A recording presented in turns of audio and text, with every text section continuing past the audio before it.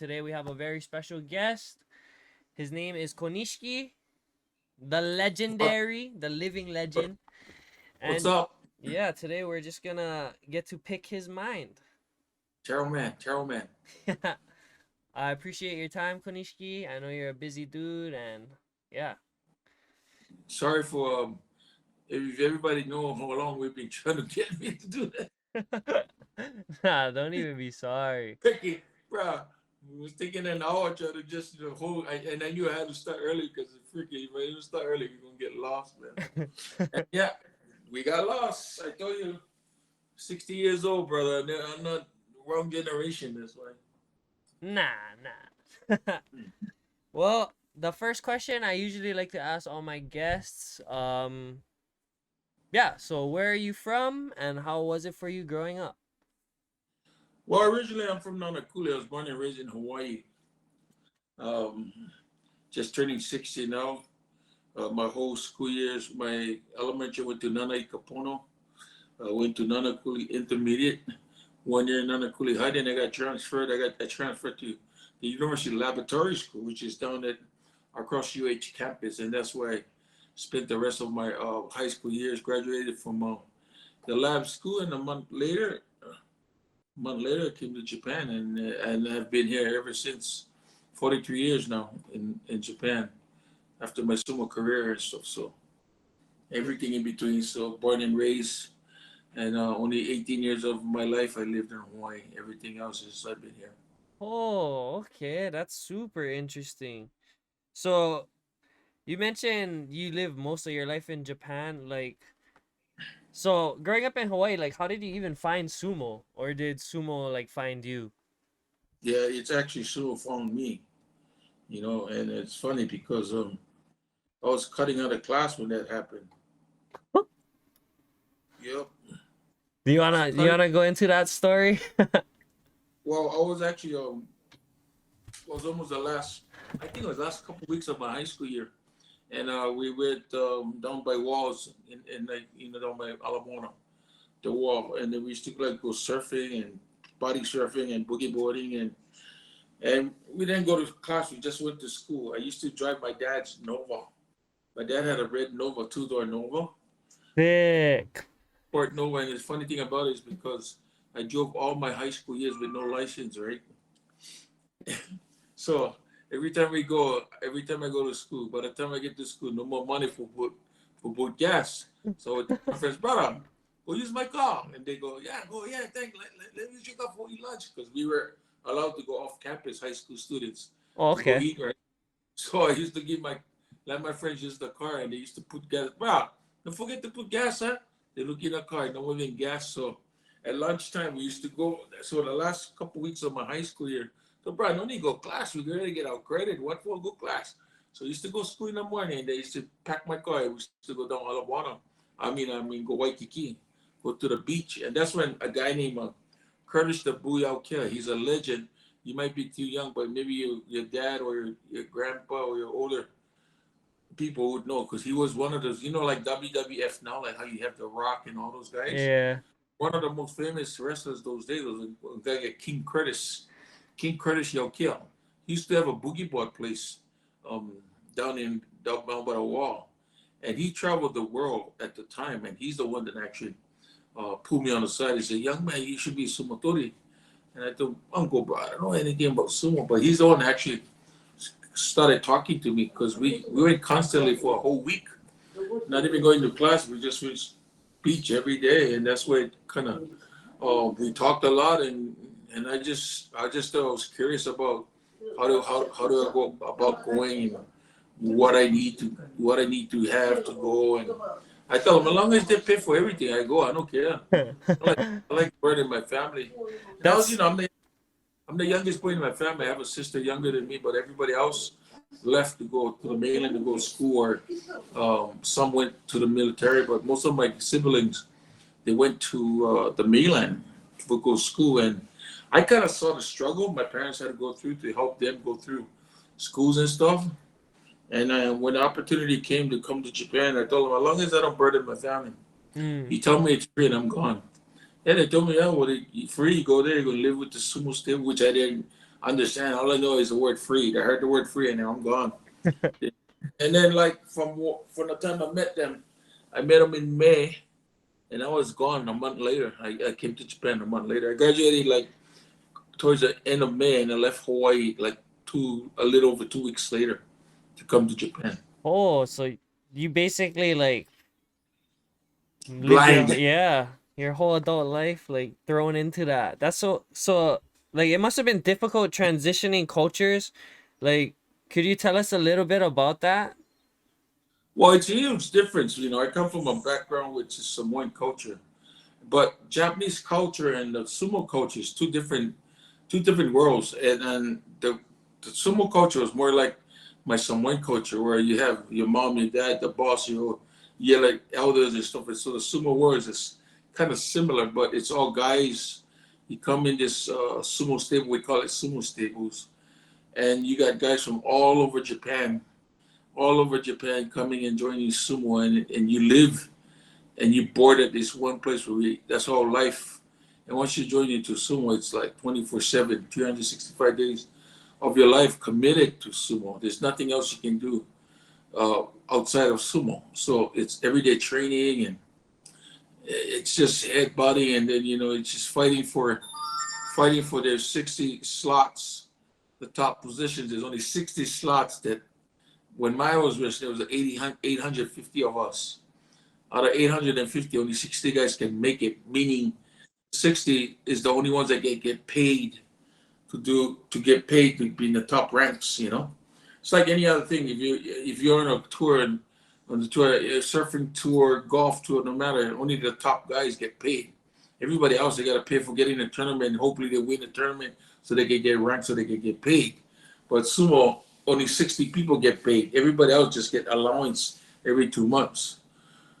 And I was in one of the schools that was at the time one of the 40 something schools that I joined. And when I joined, I kind of joined blind, not knowing anything about what I was getting myself into. I think the best advice I had was not knowing anything Mm, going into sumo, because there wasn't no distraction. It's really how much you can accept and how much you can open up and say just do what they tell you to do, and take it from there, kind of attitude. I think the right attitude that I think I had when I started. So that kind of helped me through. Yeah, it's difficult because it's different language. Even the sumo has its own language. oh, okay. You know, even the Japanese language. We know we have languages that we speak that even a regular Japanese wouldn't know what we speak. Kind of like a code. Yeah, kind of like a code, but like a slang, Oh, like a okay. local, like Balala slang that we use that mainland wouldn't know. Yeah. But the sumo is like the same thing. And not only that, we live under really strict rules in how we're supposed to carry ourselves in public. Um, Mm, Strict rules when we get what time we have to be at home. Very, very strict, like military like I and stuff. see. So others, that culture the most difficult thing is not knowing to speak Japanese. I was lost. You never know what people was talking shit about you, but you kind of feel it because you like stay laughing at you at the first couple years. You look by and they're like smiling and laughing. They're probably talking shit about you, and when you like anything else, it comes with the territory. And the only way to get out of it is to win, and work up the ranks. And Gain their once you get up, respect, yeah. that's how it is. In anything in life, you have to gain respect one way or another. And people, once you do that, whoever's around you, your peers will see that, and they're going to have to change their ways towards you. At the beginning, you're just another brah. Go do this, go do that. But once you start kicking their asses, Yeah, yeah. you well, my thing was like, as long as I get to go to practice, no matter how they treat me outside of practice, they have the authority to do that. Yeah. But when it comes to practice, within the rules, I can kill you. And no, but that's the way I looked at it. Yeah, yeah. You can pick on me all you like, but when it comes to practice, I get to kill you legally. And I hate to say it, but that's what kind of motivated me, because when I started at the beginning, there's a lot of a few a-holes that was like treating me bad, which is all good, and I just understood that I had to take it. I couldn't fight back or anything, but my battlefield was my practice area, and that's what made me. I look forward every single day. I was like so hot up. I wanted to fight. I wanted to fight, but I knew I couldn't fight. But I could practice, and Yeah. I could kick ass because it's all one on one. Sumo is one on one. It's a contact sport. It's martial arts. Yeah. So all the guys were treating me bad. Once after 6 months went by, they all knew already. This freaking guy, he's coming for us. Yep, that's why they all started being nice to me after, during the regular day. Like took them about almost over a half a year for all these older guys, the senior guys who treat me. Oh, I see. But They they like you gotta said, they had to gain respect. yeah, yeah, yeah. So like what was the most difficult part that you was it kind of like hazing then, I guess? It's like hazing. The whole thing is like hazing. Sumo is so strict because it's all guys, bro. Yeah. And you have your nice guys. You have your guys that are assholes who can't do nothing. But because everything is seniority, they have the authority to do shit to you. And you Yeah. cannot do nothing back. Like I have a book coming out hopefully by next year. I've been trying to write the right words in the book. Uh, but I said something about bro. My first money to sumo, this guy he whacked me with a freaking beer bottle over my head, and and I and all I have to say is thank you for hitting me, because you can't do nothing back. But the next day in practice, I hurt him so bad we had to take him to the hospital. They Oh. had to take ambulance job, bro, ambulance job. Don't fool around with the local boy because I know how to hurt you 10,000 ways without looking like I hurting you. Yeah. So can you kind of like explain like the mo'olelo behind sumo and like how matches are conducted and stuff? Like a little bit about like the history and I guess the rules and regulations. The rules itself, sumo has been around for thousands of years, Yeah. and like I've been doing these tours all over the U.S.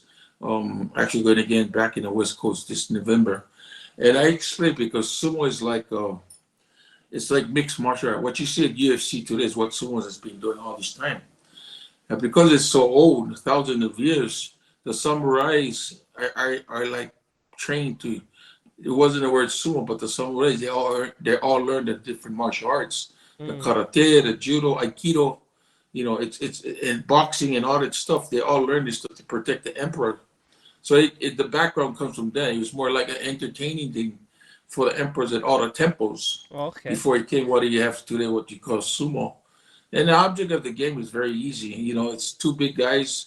You're in a ring that it's 5.5 meters round, and the object of the game is push your opponent outside of the ring, or you can throw them into the ring.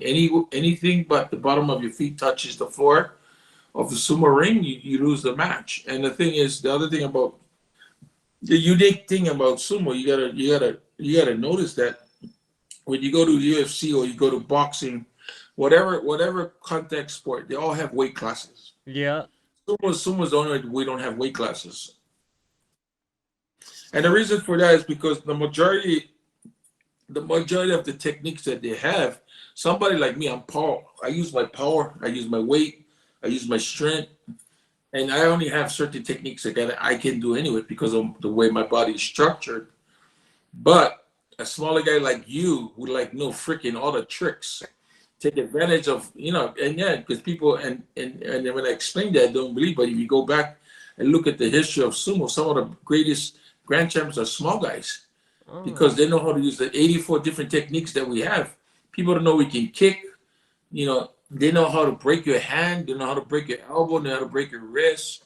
Little like that, the little stuff that you don't see because the motion is so fast. The movement is so fast, and it's a mixture of timing, leverage, and taking advantage of your bigger opponent's weight. They make like they kind of bait you and they trick you and trick you and all that stuff. So it's a very unique thing. When people fall in love with someone, they cannot get away from it because they see that, and something that Yeah. you cannot find in all the other sports because everybody else you got to be a certain way. I've been wrestling guys Then my career was 4 times smaller than I am. And I hated that because they're so tricky and quick, you know? And they're not only quick, but once they get under you, no matter how big you are, it's like a tree. Once a tree stands up straight, it's easy to fall. Yeah. And that's the trick.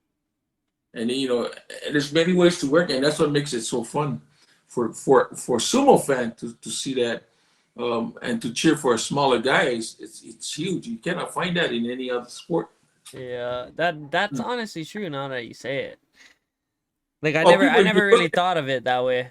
at like because a lot of people think once they think of sumo stereotype, they think just Yeah. big guys. Yeah. But if you go look, if you watch closely, the majority of the guys are smaller. And they're very physique. And a lot of these guys can be 100, what, 300, 240 pounds. They can do backflips, bro. We all can do the splits. Everybody has to do the splits in sumo for flexibility. Oh. And you know, and I've hosted NFL players. I've hosted Stephen Curry, Holloway, all these UFC guys, Mark Hunt, Sefo, all these fighters to sumo practice, and they like freak out because the body is trained. We need to have all the meat because it's the contact we do. And the other thing people don't understand, it's a year round sport. We don't have Yeah. breaks. No seasons, Yeah, it's 6 major tournaments a year, and your body takes a toll. I get all broken finger. My right hand, all my fingers are broken. My shoulder here, no, the thing don't even go up anymore. And you know, and the hard thing about it, you have to fight with the pain. You have to fight with the injuries, or you once you stop, you lose everything. You lose your pay, you lose your freaking rank, and you're just another big guy getting ready to get thrown to the ocean, thrown to the road. Your time is done, and it's emotionally and physically you have to be super strong. You have to overcome so much, and that's what makes sumo tori so unique because we don't get millions and millions like how NFL and NBA guys get freaking like what baseball players like get 5 years, $60 million contract. We don't have that shit. We only get paid for each tournament. The tournament that you're in, that's all you're getting paid. But again, why do you do it? Well, once you get to a certain point, for us, for me, so much pride and so much in you because I was only one of the guys that made it, like kind of thing. Because not everybody can make it, and we know that. We see guys that, to be honest with you, only less than 10% make it. Oof. And then within that 10% that gets up to the 60 slots on the top, less than probably 6% will last. Yeah. You know, so you're looking at a very, if you think about it, very negative, you know. Yeah, and And it's like super competitive. super competitive, but it's fighting. You have to be freaking emotionally strong. You have to be physically strong to hang on because everybody's dragging, everybody's pulling your leg from the bottom because everybody wants to be on the top, which Yeah. is normal, you know. Yeah. I think that helped me a lot. It helped me a lot to kind of form the character I am today because I knew don't once you get there is the easy part is staying there is the hardest. I always tell kids everything about that. When I used to talk at the schools in the Hawaiian coast, I tell them, bro, they all know my big house. They go, Uncle, you get big house. Like, bro, the house is easy to get. Holding on to the house was hard. They go, what you mean, Uncle? Well, you can own the house, but when you live with rules and regulation, you gotta pay tax all the time. You gotta pay a water bill. You gotta pay the guy to clean my pool. You gotta pay the guy to clean my yard. You gotta pay electric, all that stuff. It adds, it's not easy. Even though you own something, you still gotta pay for keep it. And I thought that's the hardest thing for anything. And I learned that from Sumo because to be up there, you had to fight your ass off to last. And if you wanted to get paid, you had to survive that top 60, and you had to find a way to stay there as long as you can. I'm glad my career lasted for 16 years, and the majority of my 16 years I was in the top rank. So God bless. I was, Yeah, that's a I was long career, it sounds like. One of our viewers has a question and was wondering what your diet was like during your sumo career. actually sumo. That's a good thing about being sumo. You can eat anything and everything. The only thing is we don't eat breakfast. We only eat 2 meals a day. Mm. The reason for that, our practice session, when I joined Sumo, our practice sessions, we started at 5 every morning. Oh. and like come summertime because the light comes out. We have a drunk coach that goes out and drink. He comes home like 2 o'clock, 3:30. He wakes everybody up to train. And we're like, in those days we freaking train for like, if the boss is not feeling good, we can be training in freaking hot weather in July and August for like 7 hours, bro. No eat. You don't eat until that is all done, and you get used to that because with the training, you freaking probably you fucking the training is so hard in the morning, like you can puke everything out. They can tell who ain't drinking everything, like cagging. You're doing the conditioning at the end, bro. You get you can tell the guy went drink, bro. Classic. So obviously you're not a ethnic Japanese person. Like, what was the biggest culture shock for you when you got there? But one of the things that I had to deal with every day when I got there was the toilets, bro. You gotta squat. You gotta squat toilet, bro. Oh, just the kind puka in the ground. Yes, the puka in the ground. I went when the steel is puka in the ground. I cannot believe. Well, that's 40 something years ago, right? So, and not only that, I would puka in the ground when they joined at Sumo because you're the newest to the stable. You have to go clean the puka in the ground. That was your job. You know, my first 6 months of my career, I cleaned like 4 stairs, 4 toilets. I took out the rubbish early in the morning, like 4 o'clock. I'll be up. I do all that before practice starts. And, and my mom, the lady that married to our boss, she always checks on that, and she tells me, "You're the first guy that I know that cleans under the sink." Because nobody they try to hide shit under the sink, and well, I clean home. I clean toilets at my house too in Hawaii. And my father always check if they check and the thing dirty, I get my ass kicked. So like I said, it's similar to my culture back home. So it kind of my upbringing kind of helped and kind of prepared me for the sumo life. Yeah, that's super. Like, that's classic. My whole life, I go back and think about it. What the hell did I go through? Like shit. And that's the thing I'm trying to put in my book. I don't care what I achieved during my career. Is the emotions and how do I overcome things that I had to go through that I wasn't used to. Like you got to remember, I'm 18 years old now, Yeah. and I have to make decisions on my own. And one of the things that I really pushed to the end of my career, even to both of my parents passed, is they never knew my number. They never could call me because I never wanted them to worry about me. I would call and check on them every day, no matter where. Even after my career, I would call them wherever I went, from Africa or wherever I went in the world. I would call them to say hi. But I never want my parents to worry about me. They never knew I got hurt in the hospital. They never knew I was in the hospital. They never knew until I called and let them know. Mm. So I really kept that part of my life, and I try to solve every problem I had. I try to find solutions to go through stuff, and which is something I really want to put in my book because I know we all, as human beings, have problems that we deal with. That when you don't reach out to a certain person, you get lost with it. Mm-hmm. But only that, sometimes you can actually solve your own problem if you take the time to calm down and kind of critique how your day was and stuff like that. So that's something else that we're going to talk about. But that's where I want to go with the way I write my book. I don't care about my career. You can go to Wikipedia, you're gonna find everything about how my career was and all the other shit that people know. That I want people to know what happens behind certain Yeah. big events that have been going on during my career.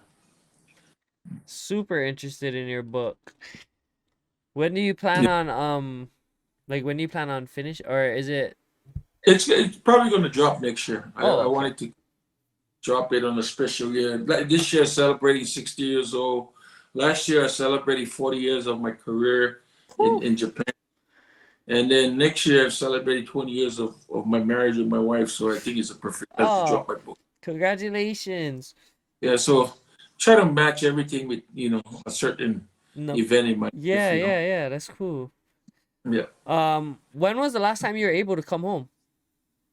I try to come home every December since my parents both passed. I came home December. I come to pay visit my family and my brother and my sisters, and then go and check the cemeteries. hang out with my parents and my loved ones out there every year. So planning to come home again in December, but this year is kind of special because I just did a huge beach party for my 60th to celebrate with my friends here. I'm actually doing one back home. Come and do with my family back home in December because my birthday is on December anyway. Oh, okay. December 31st is my birthday. Mean. So everybody, watch out! This is gonna go on sale, so you can buy my shirt. Yes. I'm going So to the as Nanakuli. yeah. As the like you were the first non-Japanese born sumo wrestler to reach like the second highest rank, I believe. Yes, Ōzeki. They call it Ōzeki champion. Yeah. Yeah. So what challenges did you face in breaking those barriers? Cuz like Well, that's such a significant milestone. it is because number one, they weren't used to a foreigner that came in. Like my first 2 years, I almost won the Emperor's Cup, which is not never heard of, and I beat the best of the best. In my second year, you look at my career, and then the other thing I've done that I'm proud of is it only took me 8 tournaments to become a high ranker, which normally take about 5 years, which is 30 tournaments because it's 6 tournaments a year. Oh. Normally 5 years is something that it's normal, but it took me 8 tournaments, less than a year and a half. I was in the high rank, and then 4 tournaments after that, I became the first to get up to fastest to get up to junior champion, and then a few years later, I became a champion at 5 years. So it wasn't normal to people for do that, especially I was a foreigner, Yeah. and especially when I had no zero experience with sumo. Yeah. I just jumped in, and it's all about just um, taking in as much as you can. When people teach you stuff, you have to be a great listener, and you have to be like a vacuum. You have to try to take everything as much as you can, learn from it, and learn more. It just the process is so fast. If you don't learn how to learn to take all the advice, you're gonna be left behind. Yeah. And I was very grateful for having one of our own Hawaii guys who, before me, Jesse Takamiyama, who's from Maui. He was the first foreigner to really make it, but he's actually from Maui. He's the one kind of mentored me through it, and we were in the same stable, and I wasn't that alone. I had people I had a guy to talk to. He spoke English and from Hawaii, and so he kind of helped, kind of a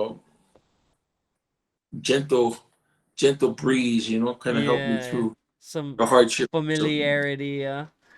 yeah, and then we talk local, and he Yeah. likes to tell jokes, and we talk dirty jokes, and How long did it well, take you to start really understanding Japanese? I could understand like my first year. I could understand. I could get around. And like again, we don't get tutors. We don't get any special treatment. Or we get a special tutor to teach anything. I just had to learn on the run. Yeah. And learn by day. And I used to have my little pocket book. For tourists how to speak Japanese. A little red book I have. And I used to try to learn one thing every day, like good morning, good afternoon. My name is Nani Konishiki, and especially that I had to learn how to introduce myself because I met so much people that support our stable and stuff. So Yeah. we went out a lot with a lot of people, like people that run companies and own companies, because they're like supporters of the sumo stable. So I had to kind of learn that first, and then learn how to pick up the phone and address the school and stuff like that. So stuff like that I learned first. Okay, that's cool. So like now would you say you're pretty fluent in Japanese? Pretty much get around, and I became a Japanese citizen like a little over 10 years into my career. So Yeah. I speak fluently, very fluent. Solid. So throughout your career and even now, like you're known for your charisma, your larger than life persona. Like did being from Hawaii have anything to do with cultivating that unique personality or persona? Obviously, we come from mixed culture. So Yeah. to have different cultures, I grew up, some of my best friends are Japanese. The Sansei, Nisei, Sansei, Yonsei, some of the mothers, some of the fathers I call are Japanese from Hawaii, my friends' parents, And because we have such a Ohana culture, it was easy for me to to kind of get around. It's just that, I stepped into a very Japanese culture, but everything is so like almost perfect kind of thing. Like, when you're dealing with time, everything is built around respect. It's not about you, it's about them, Hmm. kind of thing. So like I learned so much, like even on time. I'm always on time, no matter what. My friends used to they hate me when I come home. They tell me, "Hey, we gotta go out 6 o'clock." I'm there like 5 o'clock, hour early. They go, "Hey, you so early, bro." Everybody's always late, and I'm not used to that. Japanese, not only Japanese culture, but sumo culture was like that. When the boss tell you gotta be 5 o'clock, you gotta be 30, 40 minutes early, no matter what. Standing outside the restaurant waiting for him to come in, that kind of thing. And always showing respect, always making sure you give a call, like say call tomorrow, call the day after to say thank you for going out to dinner, stuff like that. All the Yeah. little things, it's very business wise, I think, and it helps business too. The stuff I've learned from sumo has made me run my businesses the way I've done, and people like freak out because I deal with a lot of foreigners too, and they all freak out because I'm always on time and all that stuff. I do everything. I try to do every every content. I try to find every little thing to make it even better every time I do something because that's like Japanese. If you go to a real Japanese restaurant, you see how not only the way the presentation, everything is like just looking at it. Like touch the food is so nice. You know what I mean? But it's all about the look and then not only look but the taste, the ingredients and stuff like that, which is not easy Yeah. because it's a lot of work. It's more quality than quantity, the way the thinking I see, Yeah. and that's the way I think about things too. I rather go and struggle to sell thing that is have high in quality than try to sell freaking a Cheap. million just to make a buck. Yeah. Japan is pretty famous for their work ethic and like that kind of stuff. Well, you have people they're so unique, like even holes in the wall. You got grandma and grandpa's like they're up 4 o'clock in the morning, like prepping like lunches and stuff. And you look at yourself and you see what they charge. You're like only charge like $10. Like man, you all that work for just $10.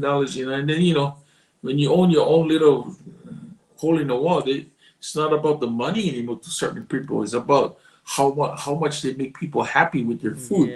Yeah. Yeah. So but I'm pretty sure they had to get off over the wall to get to that point because you're not gonna be that dumb to freaking put yourself in a hole. You know what I mean? Yeah. But that's the way that people look at the businesses. The people that I deal with, and the way I look at it, it's all about how much they can impress or make people go home happy. It's a very local thing too. Yeah, they're You like like proud of their work. Yeah, and when the thing about Hawaii, when you talk about going to parties, all they talk about, bro, so much food. Food. But if you know enough food, they're gonna go, hey, brother, freaking party, they never have enough food, Yeah. and everybody knows that. So you cannot make like half-ass kind party. You know what I mean? That's so true. Or even if the food like didn't even taste the best too, that's another one. They're kind of like, oh. Yeah, but that's what I mean. But local people would go out of their way, and that's how we are. Normally, the majority of us would actually you like treat your friends the best of the best Yeah. you can. So you go graduation party, 1 year baby party, but they go all out. Like I look at that, bruh.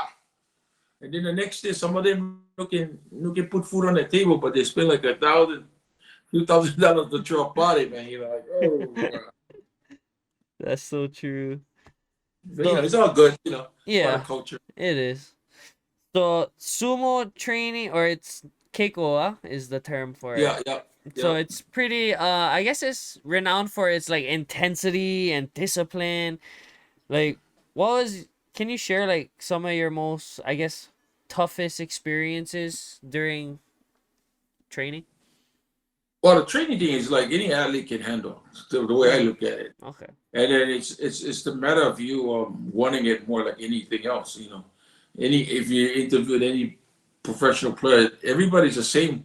You put in the same boat, bro. If you do as much as the guy next to you, that's all you will get. Yeah. But if you want more, you have to do like double what he does. You have to be hungry all the time. And the one thing I always advise young people is know where you want to go, why you want to go. Meaning have a goal and find a Yeah. way to get there. You trust the process. You guys, it's not easy. You gotta run that track no matter what. You got to go through the track to get to where you want to go anyway. So don't second thought yourself. You know, it's going to be bumps into it, but you have to take those bumps. You got to fall. I love practice.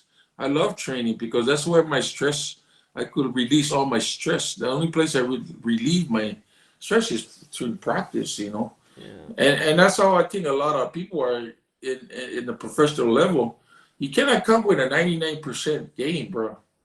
If you don't come with 100%, you fucking maybe. Oh, sorry, I swear, but Nah, no way. You're bro, good. no, but that's true because when you're talking about high level in any sport or any business, you come in with 99. That 1% actually puts you at the edge because your opponent coming in 100%, Yeah, facts. and that's true with anything. If you come with like everybody has dreams, bro. You can dream all you like, but if you don't put the work to it, it's just a dream, bro. Yeah. Dream, dream. That's what it's gonna be, you know. And you gotta learn how to. And it, a lot of the dreams too, it comes with risk too. It's how much risk you want to do. So somebody like a younger kid, I turned 60. You know, I kind of weighed my risk is when I was 20 and then 30 and then 40. As I got older, I knew exactly what I was good at and what I can do with that age. And what I was looking at is what can I do when I get to a certain age? You know, when in my 40s, I know I could do this. And then before I got to 50, I knew I had to focus on certain things. So just focus on that. Because up to like 40 something, I was doing all kinds of shit. You know, like all kinds, like work. And, you know, I was just taking whatever is there because I enjoyed working. I just, you know, I'd be flying all over the world. And, you know, when I turned 50, I slowly slowed down and told myself, brother, what are you really good at that you will be happy for doing? And then I just chop everything that I used to do that I just cut down and try to focus on things that I know I can be good at and have fun with it. Yeah. So I'm actually, it took me this long, but I guess from mid 50s, I think I'm enjoying my life more because I'm enjoying the stuff I do. I'm not overdoing it. And I have to, with everything else, you have to kind of listen to your body. You know, my body went through a lot during my career. You know, and then as I got older, I could tell the pain that comes with it. And so I have to kind of listen to my body and at the same time kind of pave, kind of, how do you say, you kind of look at your future and how you, things that you can do Yeah. normally without struggling, you know? Yeah. I did the struggle times are over. You know, it's just enjoying stuff that I can do, which is a lot of fun. You know, a lot of things I focus now is a lot of sumo. I've Yeah. been doing a lot of sumo abroad and stuff. You know, a lot of big projects coming along and stuff that I know I'm good at. You know. Yeah. Mm. So, um, I guess like throughout your sumo career, did you develop like any like style that was like specific to you and like that you knew that you could use to best your opponents? Everybody used to call me the meat bomb, bro. My hands were like everything. I would punch people's faces. This is my technique, bro. Like this picture. Get the guy in the head. Actually, this is a real this is a real photo that got painted. It's just a full art.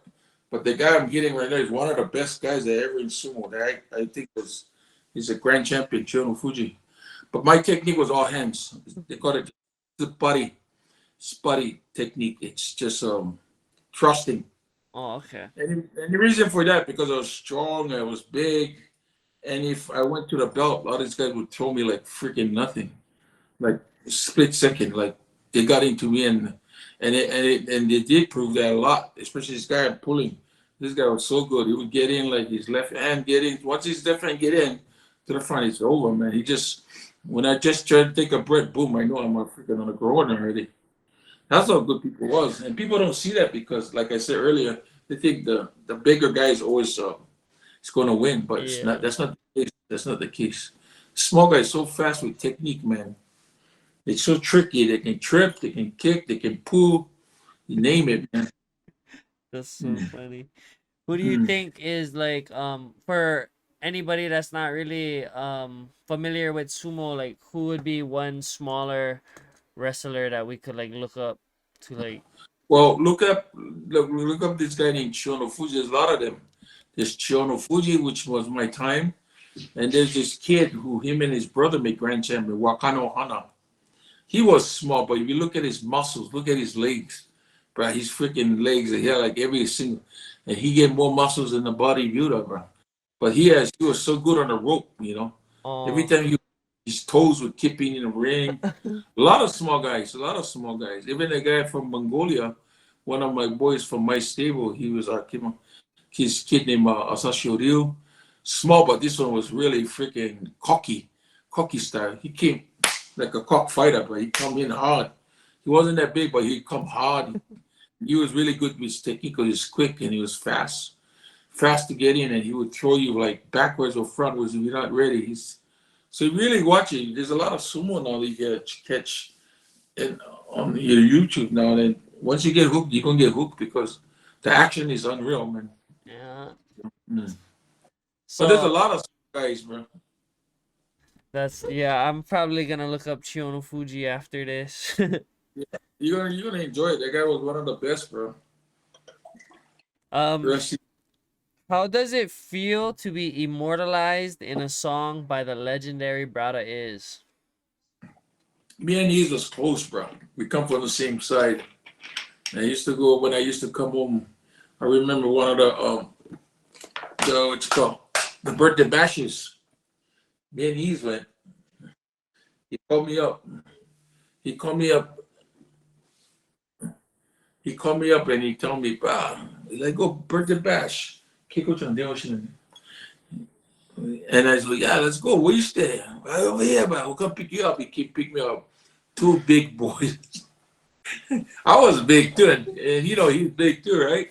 So these two big brothers, bro.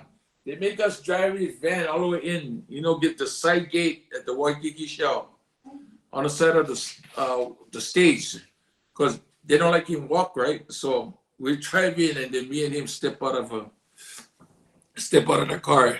I still remember because that's the day I gave him my watch. He get fat wrist at the bro. My watch right there fit you, so I gave him my watch and stuff. So brother, it was. I really enjoyed it.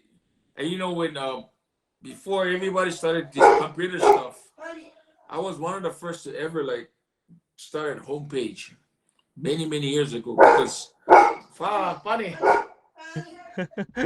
Hi, I get two doggy. I get golden retrievers.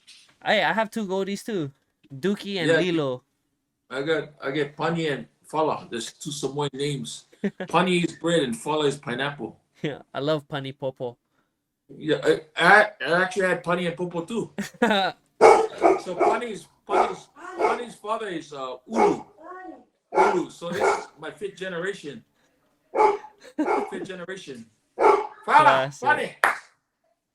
Pani, wait there. Hi, Pani. Man. Pani, wait there. Hey, Pani. Hey. Oh, so cute. Do they speak Japanese? Yeah, only Japanese. Oh, that's so cool. Somebody came to the door, so. They're doing their job, bruh. That's how my dogs are all the time too. People could be walking outside on the road on the gate, and my dogs will just be like, "Wah, wah, wah, wah, wah." But the ears are so good, man. Yep. Like I can come here by car, cause I'm at my mom-in-law's place. I can come here by car, and I'm outside by the taxi, and you can hear him barking already. um, one of our viewers was asking if there was ever a point that you had to take it easy on your opponent out of respect, or was it always just fair game just to win? No, there's a few matches that I had to do because I knew, I know guys. Our careers we have to fight hurt, and there's like a few matches that I know my opponent was like hurt. Yeah, I wrestled hurt myself too, but it's hard because fuck, if I go all out there, I can broke this guy's knee like right away, kind. And I remember I did that couple times, and then as my career went on, when I knew we all know because we train against each other doing tours and stuff like that. Okay. And then sometimes you just like your body wants to go, but your mind is telling you, bro, you might hurt this guy so bad, and then he's not gonna do He gonna lose his tournament, and stuff like that. Like your mind becomes a mind game, you know. Yeah, that's you start thinking about like all the repercussions, like Yeah, man, because I went through it too, right? yeah. And then when you're fighting hurt, all the other guys, when you fight hurt, they all know your weak points already. They're going to come attack you a certain way, This, and which is it's just a way. That's how the game is, bro. You give me an advantage, I'm going to take advantage of it, you know. yeah. Mhm. So like having such a legendary career, what was some of the highest highs and the lowest lows? My highest high is when I first made it as a high ranker. I knew I could now financially send money to mom every month, Yeah. you and that was the highest but everything else just came along. When my lowest is when I feel like the whole country was on me. There was part of my career where I think I had enough numbers or the way it went to become a grand champion, and it happened that they were like saying things that I said this, I said that, and it was racist, and it was a big news. If you go look for it, Google it. They have a big story in New York Times about that Oh, and stuff. So when they had stories like that in Japan in newspapers and magazines, it wasn't a big deal until it came out in New York Times. They didn't make Konishiki Yokozuna because and that thing hurt me so bad because what people didn't know what I had to go behind doors. They were like freaking attacking me like I never been attacked before, and I was so hurt because I didn't had nothing to do with that. yeah. And Like I'm here like busting my ass for the Sumo Association that I work for, you know, blood, sweat, and tears every fucking day, and then I have nobody to help me. Even then, my boss at the time, my first boss passed away after like 5 6 years of my career. I had a new boss, and there wasn't nobody was like helping me. Like I felt like so lost, and like they just took my heart away, man. And that was like a little over 10 years of my career already. I just got married. My first marriage, just got first marriage. I went through some shit, bro. And that was my low. And how did I how talk was about that a lot in my book. how was like some of the ways you overcame that adversity? Cause bruh, that sounds It took time for me. I actually went to the low, man. Like, I was walking. I just got married. I was walking. I told. bless I you. mean, like, I just got married. Like, I went to Hawaii, came back, and when I got back, all that shit was going on. I just told my wife then we'd finish already. I went through some shit, bro. I was just calling friends. I cannot go to Hawaii because I'm gonna be shy to walk around and let people know I like going places in the world where nobody knows who I am. And Mm, I went through a lot of stuff, and the lot of way I got through it is just trying to speak with my mom a lot. I never spoke to them a lot. I only spoke to them like once every month. But I spoke to her and I told them how I felt, and I was like so hurt. yeah. And they kind of calmed and it took about a year to process, bro. And it's funny the human's body, your mind is so strong. No matter what kind of pains you go through, when you're focused on a goal, you don't feel pain. But once that thing is taken away, it disappears in you because it's all about your emotion and how strong your mind is. Once that takes away, once the distraction breaks that, the pain comes in harder. And I was hurt already. I had a huge injury before I even became a champion. I came back from a huge injury to become a champion. In fact, I bust I think it was my right knee, I think. And I came back, rehab in Hawaii. I came back, and that's how I became an Ōzeki. And so I did overcome a lot of physical, but emotionally, the testing was still coming through. After 10 years of sumo, I had emotionally, that's the first time I was really challenged to a point where I was I was giving up. My mind was before that. I only dreamed I could see myself walking out as a grand champion. Every night I train, never feel no pain. But once that incident happened with the media and start getting on me, I don't know, it just got gone. I used to like freaking find corners somewhere, you just sit on the top of the roof and just cry, and nobody to talk to, and I try not to say much, and then I just kind of lean towards. I talk a lot to my mom. Yeah. She kind of calmed me down. I told him I don't, I was saying shit like, I don't want to leave. I cannot leave no more, mom. If anything happened to me, I'm sorry if I disgrace to you guys because I cannot handle this pain I'm going through. Yeah. All shit like that. And my mom just, well, just come home then. Just come home. Just come home. I cannot do that. For me, after working so hard to get to where I'm at, I feel like I'm a failure if I walk away. And if I walk away, I want to go where no one knows me. It's like, that's Yeah. the kind of shit I went through, but I had to fight through it. It took me a year to told myself, bro, just don't. It's not about getting up there anymore. Just survive and have fun with it. So my last 4 or 5 years of my career, I just try to enjoy it every day and do the best I can just to survive. It wasn't about trying to get to the top anymore. I just the fire got off, and but I didn't want to continue my career where it's on the bottom. I wanted to, if I'm going to keep on with my career, I'm going to have to stay in the top division. Yeah. I'm Yeah, glad you so overcame all of that, bro. yeah, so it's a lot of things, and that's like I said earlier in our interview. That's the things I want to talk about in my book because everybody goes through struggles. Yeah. You know, what people see and what you go through is two different things. Yep. How do you how do you find solutions? Honey, I'm probably gonna buy your book actually when you release it. yeah, once I get it, I'm actually trying to go through a couple book signing all over the state, and Oh I yes, want sir. people to read. The book is to help. I know come from different cultures, that's why, and everybody. Because nobody goes in anything and doesn't struggle with yourself. And the bottom line is all about you. At the end of the day, you have to find the trust in yourself to pull yourself out of shit. And some people just cannot. And when you cannot, that's why it's so important to put yourself in the right environment, meaning surround yourself with the right people. Yeah, yeah. So that is so important. Are you trilingual? Yeah, pretty much. I speak Japanese, English, and Samoan.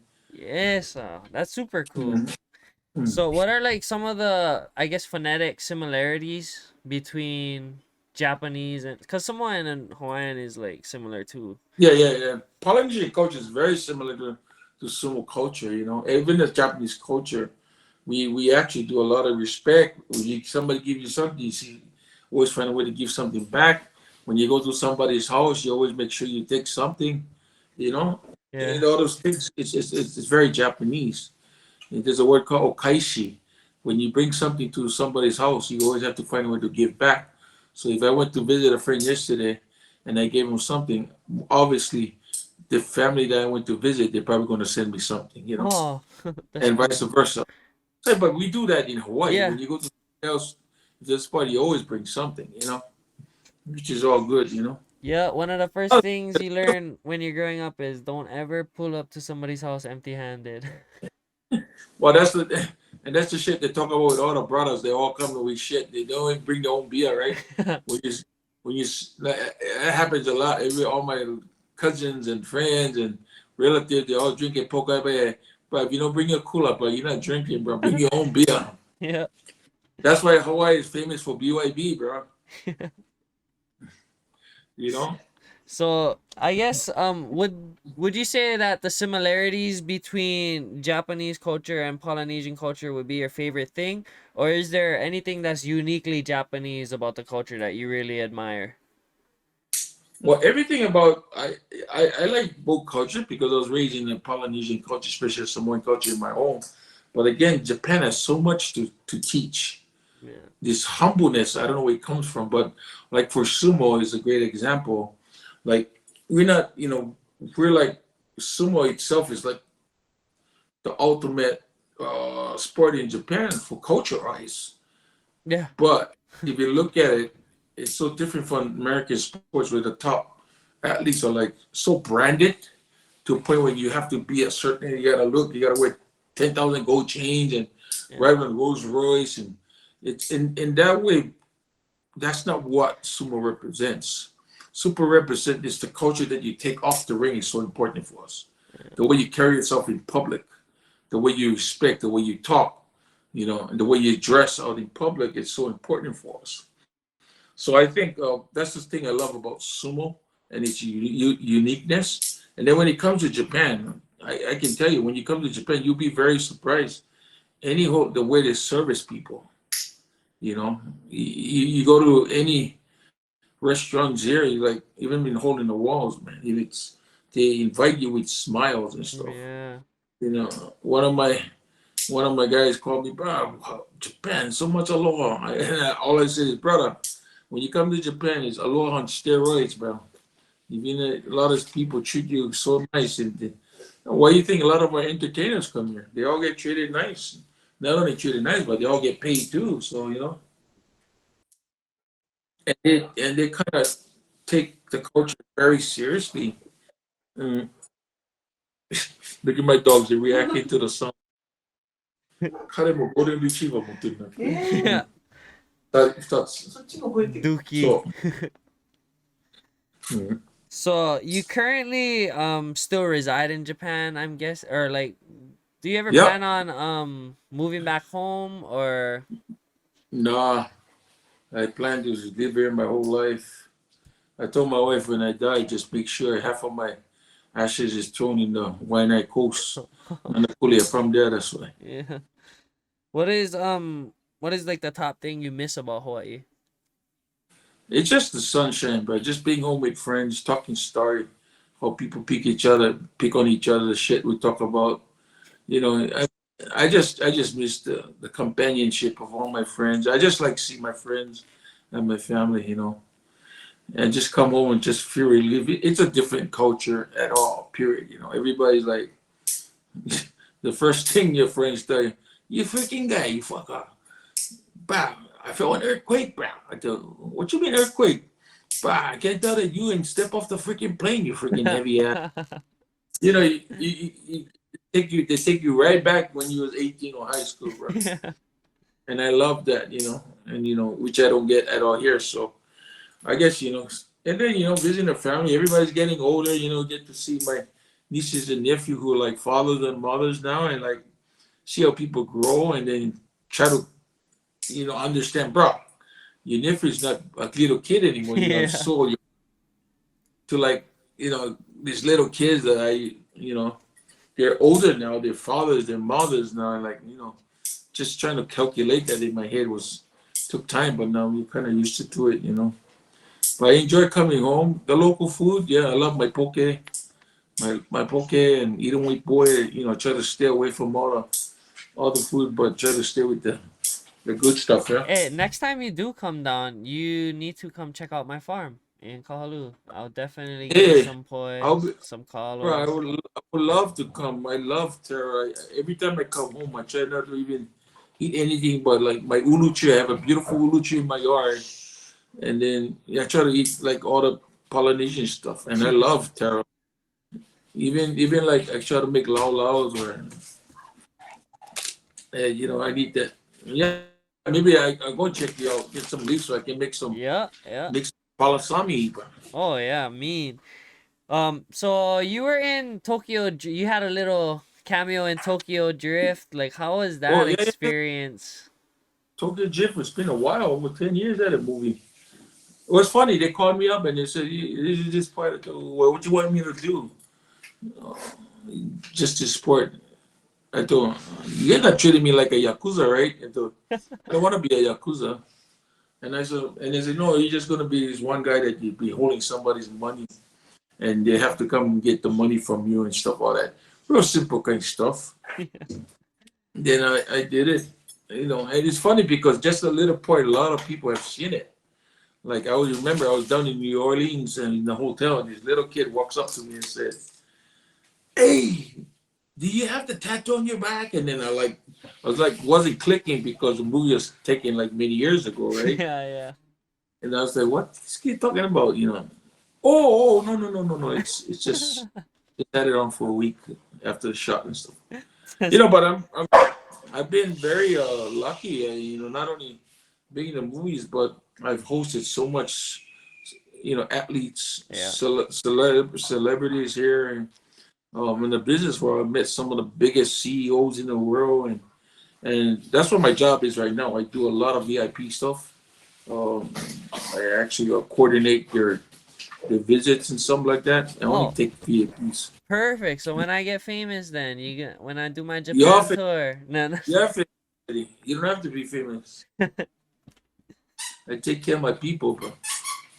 So what are some of your biggest interests outside of sumo? Well, right now I'm interested. One of my things that I always wanted to do is travel all Japan. Okay. I mean, the whole country. And the other thing I wanted to do in the U.S. too, like rent those Oh, what you like call those cross buses. country tour, yeah. Like freaking take 2 3 months, just take it, grab a bunch of my friends, even take you, do your podcast on them. Anybody wants to come, and then you only can, like, for example, if you come from LA and you said, "Oh, bro, I only can ride 5 days, and then from Seattle and go home," and then somebody else like jump on. I just like tour the whole, just see the country. Yeah. Same thing with Japan, but the only thing about Japan, I wanted to. So I'm actually trying to custom made a trailer kitchen. I was in Washington D.C. in June, and so I went. So I want to travel and cook. I like the Oh, barbecue. I have my own barbecue sauce in Japan, mean. marinade sauce. So I've been doing a lot of events with barbecuing stuff like that. Of course, I do the music and stuff like that, but there's some big things that I do a lot of coordinating. Sumo is so big. People are so interested about sumo. Yeah, it's like I'm you have getting. your own brand there, like basically, yeah. Yeah, this is my brand right here. Yeah. It's the sumo. There we go. I created What does your sauce taste like? That barbecue sauce? my barbecue sauce is a marinated sauce where you marinate your chicken or whatever you like. I don't have a picture with it. Sauce out of Jamaica. Then, but yeah, let me pull up a picture from. But yeah, the sauce. I do a lot of. I promote a lot of events. If you go to my YouTube channel, like YouTube, people just doing YouTube now, but I've been doing YouTube almost 12 years Yeah, already. yeah, yeah. But the reason why I do mine is I do it because that's how people find me, and they actually request certain jobs for Oh, me to okay. do. So like you said, I have Sumo tours on it, coordinating some of the Airbnb people, IBM, and a lot of big corporate stuff I try to put together. And then I have my entertainment stuff that I entertain, from 3-piece band, 5-piece band to a 10-piece band. If you look at Konishiki's World, that's where all, and it's all well filmed. So, Konishiki's and World is the YouTube? my YouTube channel is called Konishki's World, and Yeah. I don't do it for, like, how people try to get hits for it. The only reason I do it for just to get people to find me because they know what I do, and that's how people get to find me, and I get jobs from it and stuff. So, Yeah, I just plugged it into the and you can chats. check it out. You can. There's a beautiful videos of my 40th anniversary, and then I produced the whole show from Oh, the food. I decorated my own tables, my centerpieces. I originally made it. The sound system. I do all the sound stuff. I do all the lighting and everything. I decorated all my tables and everything.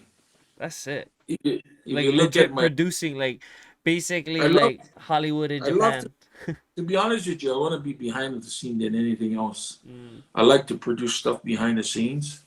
yeah. I was wondering if you didn't know this. You know what that concerts years ago called the Throw the Shaka? I feel like I'm too young still for that. Well, yeah, but that's when Langa Sylvia and all those guys are already there. So if Oh, you look okay. at it, pop out. You probably just didn't go and didn't know, but those Throw the Shaka concerts, there was two back to back, and I was behind all those concerts and Oh, stuff. mean. It was some of the biggest concerts because it's if you look at it, fireworks and Yeah, my boys, Fiji was on it, the main call, like everything was sold out to concerts and stuff. So, that's it. Yeah, it, but it it does feel I cool. love to Like, produce things. I got my own clothing stuff right now. I'm working on it, and a bunch of whole things that I like to do. Yeah, creating stuff is cool, especially when you're behind the scenes, because like watching everything come together and like seeing the finished product is always like super, I guess, fulfilling. Yeah, it is. Honestly, yeah, it's like what you're doing right now. Because if you don't find the right content, it's hard to drag people into watching what you're doing. Yeah. So for me, I try to focus on what my market is, just being people that big and love sumo. So you know, like I do things like design stuff, my own clothes, like Oh, sick. Yeah, that's the me. jacket. The jacket, if you notice, that's me. Yeah. Is that And at like like, one of your events too? yeah, then I have this jacket. It's like a surfer, a sumo surfer. Oh, that's sick. Where can people buy this?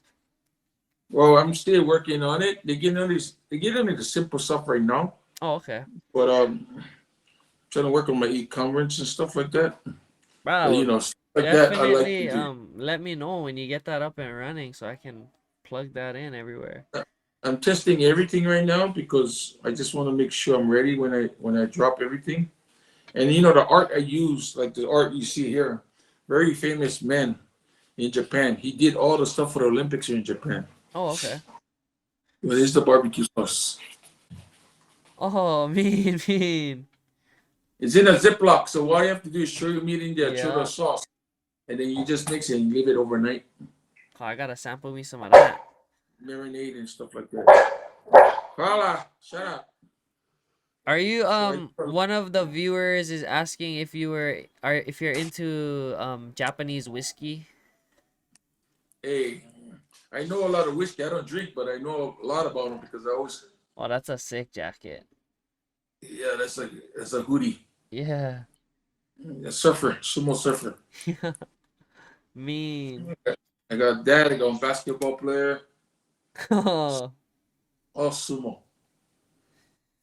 do you consider to be like one of your best rivals in your sumo career? Oh, that's hard. There's a lot of guys who were good. I think this guy named Kirishima, he used to be a champion. Me and his battles was a lot because we're the only ones left towards the end of the career. Oh, that's a sick one. This one is this actually painting for that art is actually a real photo from something that I did in Germany with the kids. That art style is like super. It looks like calligraphy, yeah. Well, it's actually fude. You know the Yeah, fude? yeah, yeah. Yeah. Well, that is all fude. And the Super reason why nice. and the reason why I chased down this sensei who doesn't do this stuff like this, I chased him down for 3 years, bro. And he hanged up on me. I told him, well, I'm a big fan. And if I want to stop my brand, I want to use your art. I will buy your art. So I have to buy art from him every time. So we're up now. I have like 12 pieces right now Okay. of art. That's how come I want to work on my art and work on what I want to make out of that stuff. All I know, I've been just doing hoodies, Mm. the hat, which is the hat, and then t-shirts and stuff, and which is doing really well. I sell out everything all the time, but I just want to get more into it later on. When I settle down, this is one big project that I've been working on. I'm trying to build a building here in Tokyo that I'm been working on blueprints on it. So Oh, when that goes up, then I'm ready to your go with my brand ventures, yeah, yeah. There we go. because So, I get to have a shop in my building and everything. So. oh, so you're basically an international celebrity. Like, how do you deal with the fame? Like when people like recognize you in public, or like what is like the best and the worst things that come with that? Well, I don't hide myself from public, and I kind of pace myself or watch where I go Mm. at certain times, and understand certain times of the year or certain days of the week. Like I'm very careful when Friday nights, Saturday nights, because when you go on the street, a lot of people drink.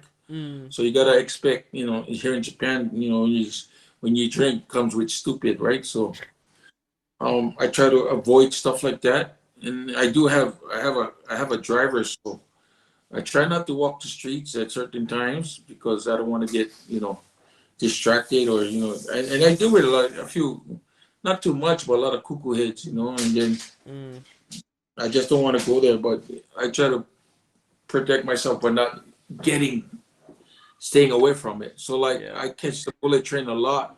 I time everything from my car to the train. I know exactly how long it takes me to get to the train. I know exactly what the train is. So once I get to the train, I'm standing there 5 minutes. Boom, I'm in the train. And when I go to catch a plane, because you got to get here earlier, I make sure I go and always hide in a corner or something. I try not to hide away, but I don't make it too obvious. But like places like that, you just have to find ways not to. I like to talk to people, but at the same time, sometimes you get some crazy guys, which I've experienced. And if I'm with my wife, then as long as I'm with my wife, I'm protected. My wife would always understand how to deal with me and find a way to get in that in between me and these dumb freaking guys. Navigate the situations, yeah. Yeah, yeah. She knows already. And she reads my eyes at the same time, right? She knows that some one guy getting pissed off, I gotta get him out. So stuff like that, but not Hawaii. I like to be in Hawaii. Nothing happens like everybody's just brother, sister, sister. Yeah, yeah. I deal with that a lot here. If any place else is here, like I said, when you walk in the street at a certain time, Friday, Saturday, you gotta always watch out. And we all know that people drink, and you don't want to slap a person for being drunk, right? So, Yeah. yeah, we all So get. you're famously like you're a famous pioneer for non-Japanese wrestlers in the sport. Like, does this achievement hold any significance to you? Well, I'm glad because first of all, we have Jesse Kualua, Takamiyama, who actually opened up the door for us, and he's a real pioneer to open up for us foreigners. Mm, And coming after that, I didn't. I just add to it, and I'm proud that the guys from the boys from Hawaii at Akebono, they came after me. They have Musashi Maru. They even take it. All these two guys took it to the next level. They became grand champions, and we kind of opened up the door for all the foreigners. Now yeah. it's all taken over by Mongolians, but um, I'm happy they took the local boys starting from Takamiyama and us four to actually open up the sport to internationally now. Yeah. It's bigger now, and we have internet, so the internet has actually expanded the popularity of the sport even more now. And I'm glad that we take part of what has made it so international. Yeah, You know. for sure. Um, did you ever like have to go through like any discrimination for like being a non-Japanese wrestler at any point in your Well, at the career? beginning, with the story we talk about when it was going to be grand champion or no grand champion kind of thing, because you look at the numbers. There's guys that made grand champion Doing that don't have. less. Yeah. Yeah. Well, there's a guy that never won a tournament became a grand champion. He's the same age as I am. Same time, I won like 3 tournaments, like with 2 years. Yeah. But that's all good. Yeah. It's out of your hands. It's out of your control. You gotta. I always tell people, don't try to fight something that you can't win. You can't win. It's just part of the game, bro. And I'm just grateful that I had an opportunity to do the things I've done.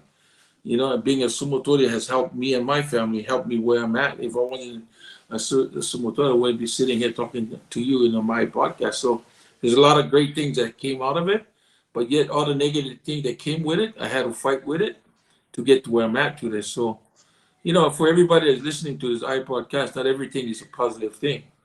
But sometimes you gotta deal with the negative to get to the positive stuff because not everybody's a angel, man. You gotta deal with the devils too, bro. Yeah. The devil's in your path, and make sure that that devil don't have enough fire because you just gotta get more fire. Yeah. So, who are like some of your favorite local artists from Hawaii that you have like cool memories or stories with? Well, a lot of them. Is one of them. Is like as he passing. Rest in peace. A great friend of mine, Darren Benitez, just passed away a couple Yeah. of days. Rest in A lot of great peace. artists. A lot of great artists. Chino Mentero. who's actually did my I lost my nephew Langa like a year ago. So I love the artists in Hawaii, but my greatest artist that I wanted, the one person that I wanted to meet that I really didn't get a chance to meet was Muhammad Ali. He's my greatest person. My, personally, he's the best on and off the ring. The way he represented himself, the way he stood as a man, the way he just never budged from whatever he was. He gave up everything. And there's nobody in the world to the super athletes you have today. I don't see nobody who would give up all the billions to go to jail Yeah. and they come back and become a champion. Yeah. And that's what the world needs today is strong leaders who would freaking sacrifice everything. And I always look at him because he's the best. I met so much people. I met Pele, I met Tiger Woods, I met Michael Jordan, Charles Legends. Barkley, Shaq. I actually hosted Shaq when he was a rookie in NBA here in Japan. I met so much people here. Janet Jackson, MJ, Earl Smith. Bruh. So much people. But at the end of the day, the one person that one artist that I wanted to meet that didn't get a chance was James Brown. Mm. I met Stevie Wonder and stuff like the Kool and the Gang and all those guys, but Holy. I wanted to meet James Brown, but I was never in town when he was in town. Damn, I was like, but somebody that really wanted to meet was Muhammad Ali. He was my favorite athlete, my favorite celeb of the world. Rest in peace to all those legends that are no longer with us. And now today you got to meet a future legend, Ikaika Aloha. Yeah, Is that you know him. This is Fala. oh Fala, Fala. not Pani. No, Pani is over there sleeping.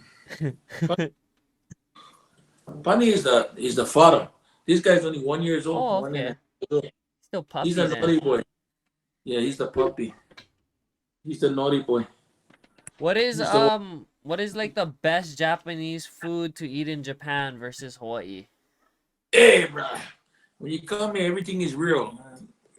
Meaning, you eat real sushi, you eat real sukiyaki, and you're gonna eat some real tempura. Yeah. None of that fake shit, you guys. I don't call it fake, but it's so different, bro. The ingredients.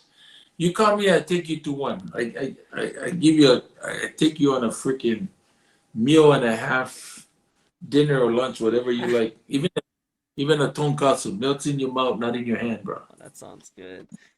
What is your Every, favorite? I'm a sushi or my yakitori guy now. Mm. I don't eat too much meat no more. I don't eat too much beef anymore. I eat a lot of fish. I love sushi. I love sashimi more. I used to like freaking kill sushi all the time but now I guess the age makes you eat more of the raw fish. Uh. I eat a lot of raw fish, and then I really want to eat meat. I go to one of my favorite hole in the walls yakitori places. Hey, move. What has been like a personal mantra or like a olelo no ea that has guided you through the ups and downs of your journey? I think I can hear my dad's voice every time I struggle. I have a photo of him next to my bed where before I go to sleep I always look at him and then I kind of remind myself of the lessons they've taught me. Mm. I just posted something where this is Samoa. They have a Facebook page and then it's showing this kid getting slapped by the father like getting really sussy with the belt. And then they're asking everybody does this remind you of anything?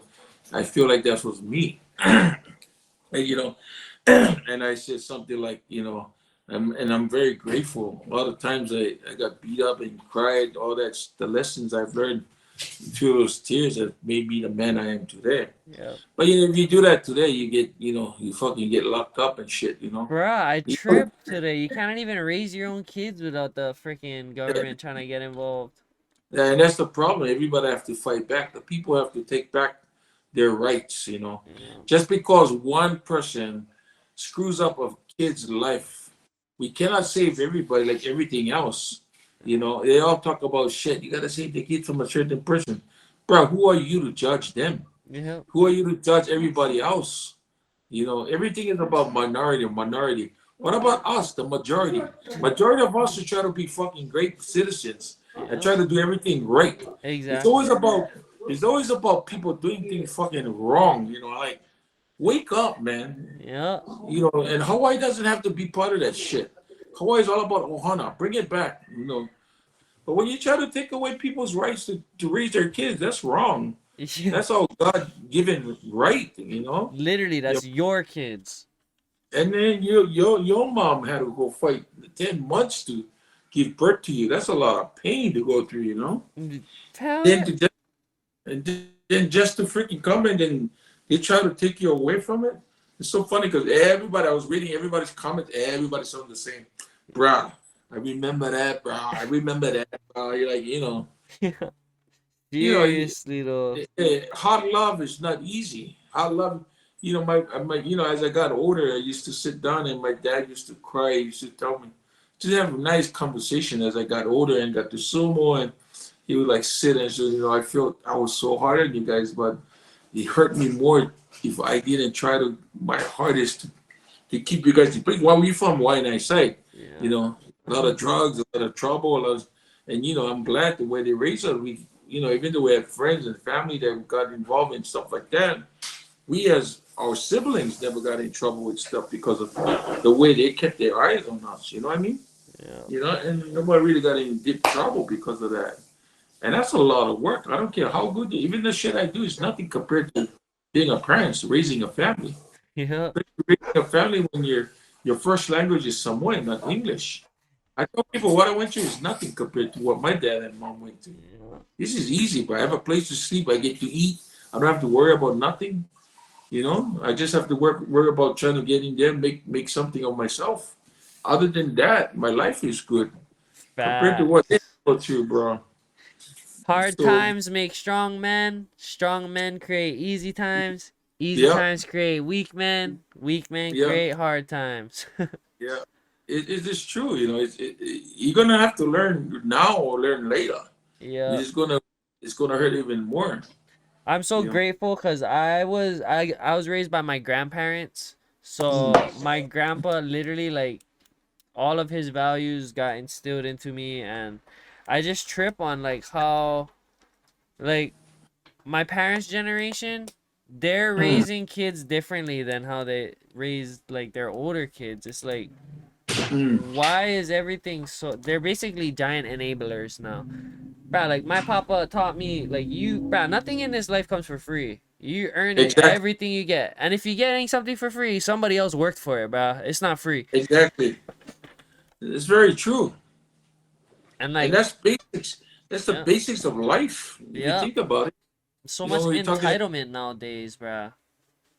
Like I kids know, are like basically born like right out of the womb with iPads, already connected to like all of that freaking social media stuff, and it's like literally gonna destroy a whole generation. it is because you know why? There's not enough conversation. Like what we do now, we Yeah, need to talk. We need to see what each other's minds at. Good or bad, it doesn't matter. It's just how where you at, where you at with your life, how you thinking, If we actually learn off each other, we don't learn anything from each other. But what we do is, oh, that guy has a mind. He has a way yeah. of living. His way of living might not match me, but he has a way of living. Yeah, everybody's too scared now to have dialogue because people's feelings. That thing is actually backfiring to a lot of people. You see how the woke thing is not working no more. It's slowly Yeah. getting, and the real media cannot hide what's the truth. Yeah, it's crazy, bro. The media is like the worst ones cuz like I just think it's funny how every single time something new comes up that like Hunter Biden did illegally, they indict Trump. It's like, bruh, like how obvious are you guys trying to make it already? I know, like they make it sound like the American people. You know how they talk. The American people think this or that. You guys have no idea what the American people think. The normal people, Yeah. you know. They're so out of touch with like their people. And Yeah, I like mean, this whole Ukraine stuff over there sending billions, like Europe should handle exactly. European problems. I hate to say it, but You know, I get politics, but you know, it's true. America first, but Hawaii first. The same thing. We should be putting Hawaii first in everything we do. It's like, look, We gotta take care of Lahaina people. literally just burned down. Like, enough Ukraine aid. Let's focus on home first. Yeah, but you know how much billions they gave Ukraine, and it's imagine if they can turn that around. We American people, man. We part of the U.S. I hope that some of those billions can come to us. We're not Yeah, in a war zone. it's We're not in a crazy. war zone. Ah, But it's yeah. funny, being funny because we people like you and I, you know, there's a lot of guys like us. We all know that. But shit, we feel like our hands tied because we can't do nothing. All we have to do is sit there and grumble about it. We can't even, you know, Mm, how the hell is this gonna cure this shit? You It's know, it's crazy, like, seeing how brainwashed half of society is. Like, the people that actually believe all the fake news and stuff. It's like, oh, going through my comments sometimes and reading stuff people say, I'm just like, how do these people like exist? How did they get through life to adulthood with that brain? well, if you're not pulling terror out of the ground like you, they wouldn't know what comes out of the ground, right? Facts. Like But anything else, brother. If you don't wash the rice before you cook it, you're not eating that rice, brother. So a lot of these people don't fucking do a lot of stuff like that, you know. And that's why I think the majority of Hawaii sees it, you know. yeah, slowly everybody's waking up. Slowly but surely, bro. You know, God is good, and you know, and it's people is not dumb. Yo, Power to what's the good? people. At the end of the day, all people, we're very intelligent people. It's just that the platforms that we use to get out there limited. Yeah, amen You to know. that. Freaking, it's kind of cool how Elon Musk bought Twitter because like they were censoring all of that stuff during the Yeah. campaign Yeah. and stuff, Yeah. and like it's just crazy that Yeah. like it's literally proven the FBI is Yep. working to arrest a political candidate. It's like, how more blatant can they make it? It's funny. Like even people who wasn't Trump fans Oh, or they don't fans care now. anymore. I wasn't at first, but seeing Yeah. You, everything they're doing to him makes me well, you feel realize like, sorry. oh, Yeah. Like he's actually like, if Washington doesn't It's like him, that means he's probably doing you something for the know, people. you know how like he's you know how like I always say, right? Any anytime somebody has a negative thing, it is because they're doing something good. It's always like that. Yeah, And I kind of went through that in my career too. it's super crazy though. Fucking yeah, I was kind of brainwashed by the media at first when Trump was like elected, and what really changed it for me was I watched a debate firsthand just to check it out, and like, I don't know, Trump said something that I agreed with, but then when they played it on the news later that night, they chopped it up to make it seem like he said something totally like ridiculously racist and bad, and I like from right there I seen it. I Yeah, was like, holy shit, like this fucker is not what they're making him out to be. Like he's literally the only guy that's not a politician, that doesn't need to take bribes, that has his own money. Like yep, why would he not want America to be great again? yeah. But look at what he's been saying all this time about the border. Yep. It's so important to protect your home, which is the border. Bro, that border is a Look, mess right now. It's yeah, but look at what he was saying, and every time people say he was racist, racist, racist, no, fentanyl and is look coming at right even over now, they're that. all struggling. Look at New York; they get people slipping on sidewalks, bro. Yeah. I don't know how they're gonna cure that because millions already got in. Yeah. I don't know how that's gonna happen.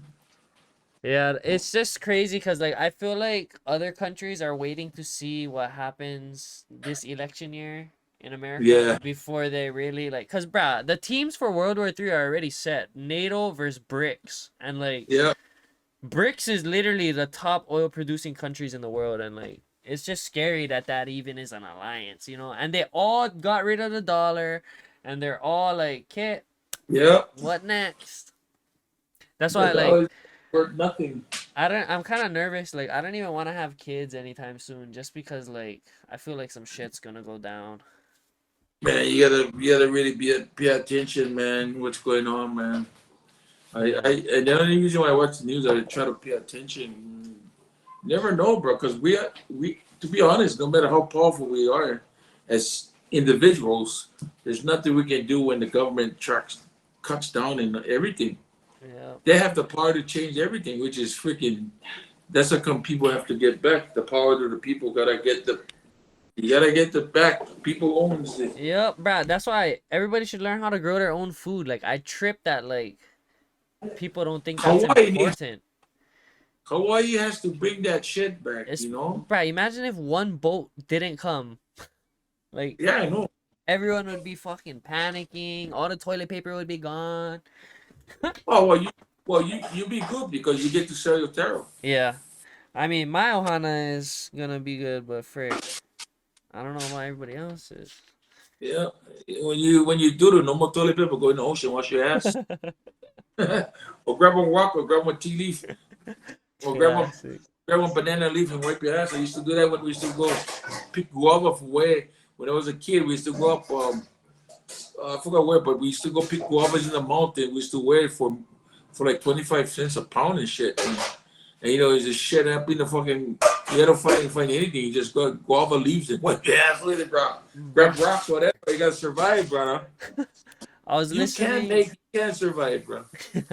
I was listening to an interview my great grandma was doing a while back, and I guess in her day a bag of 100 pounds of taro would sell for $1, and I'm just like, Oh, shit. why? Like, where is even the profit in all of that hard work? Holy shit! I hope that dollar was like worth 100 back then or something, cause bruh, growing taro isn't easy. It's bust ass.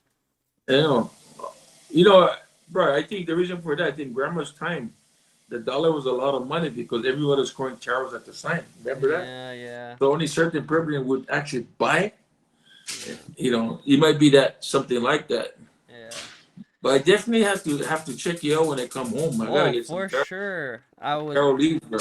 definitely. I would love to host you for a day. Freaking, there's a river that runs right through my yard. We can bring swim clothes. We can barbecue. We Oh, can bro. pound kalo that day. Fresh pa'iai. I just made ulu pa'iai the other day. Oh, so ono. Oh man, we gotta make what we call in Samoan. We do something with the taro. We grind them and then we cook it and then we have a sauce that we stick to. I got an actual sister. They always do them. That sounds good. I'm down. Yeah, so I cannot wait, man. So December, you said.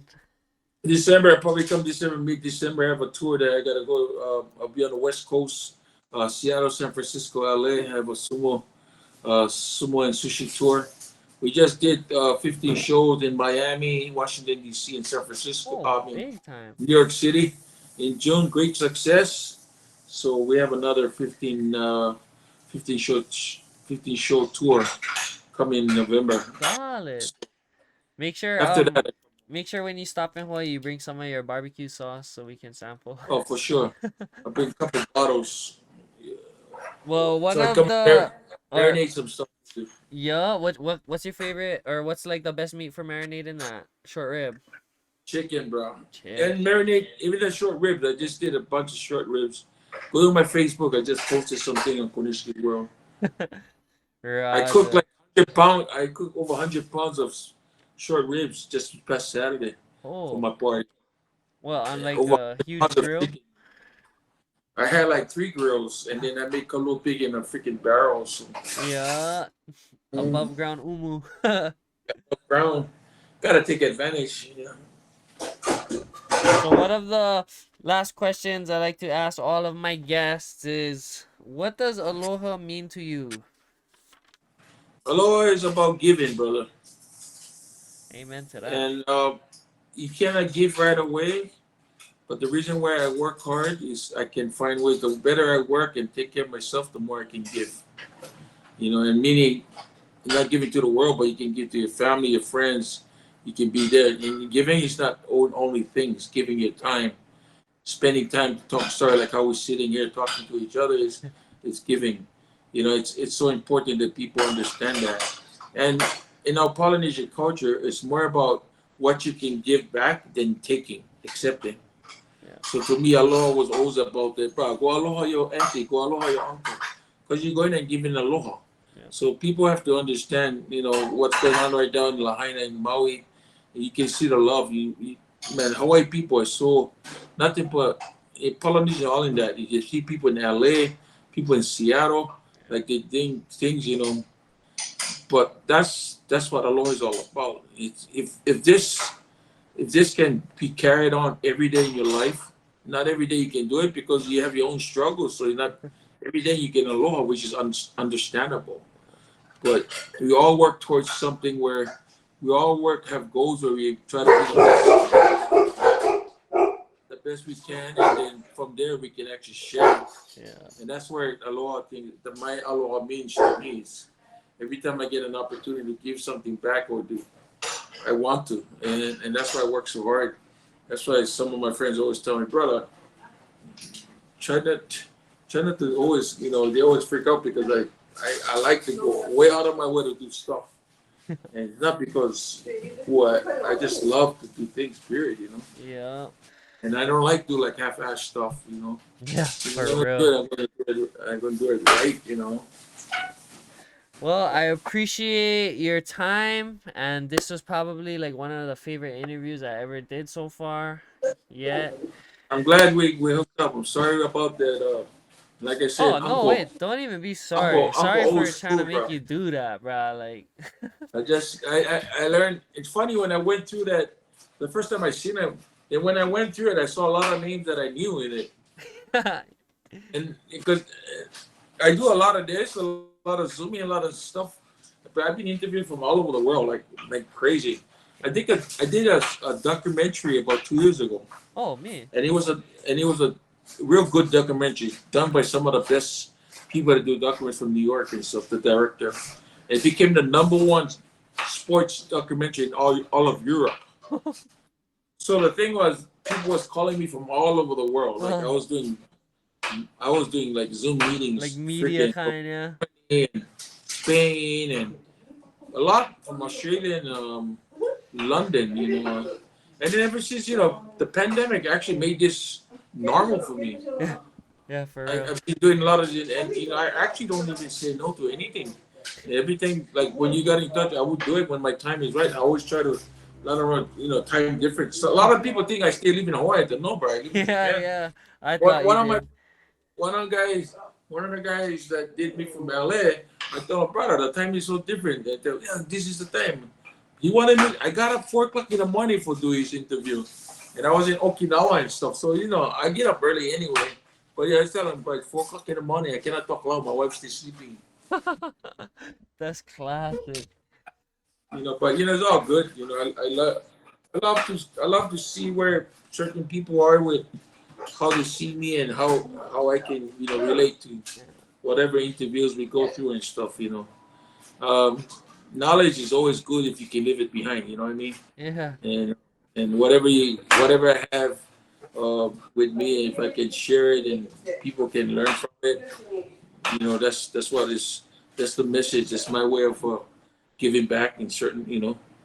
But it's all good. I'm glad that you got in touch with me, and I'm glad we got to get through it. Yeah, I'm super glad too, and we'll definitely stay in touch. And I Yeah, man. appreciate all Sure. of your mana'o and your ike and your stories. They were super. I like listening to them, and hopefully, when we link in person, there will be more of that. For sure. Keep on doing what you do, brother. Yes, Keep what and you do. I'm gonna be making clips and stuff, so I'll just tag you in whatever I post so you can see. All good. But Great. right on, mahalo Konishiki.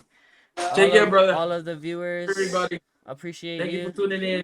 And yes, aloha. Okay. Aloha.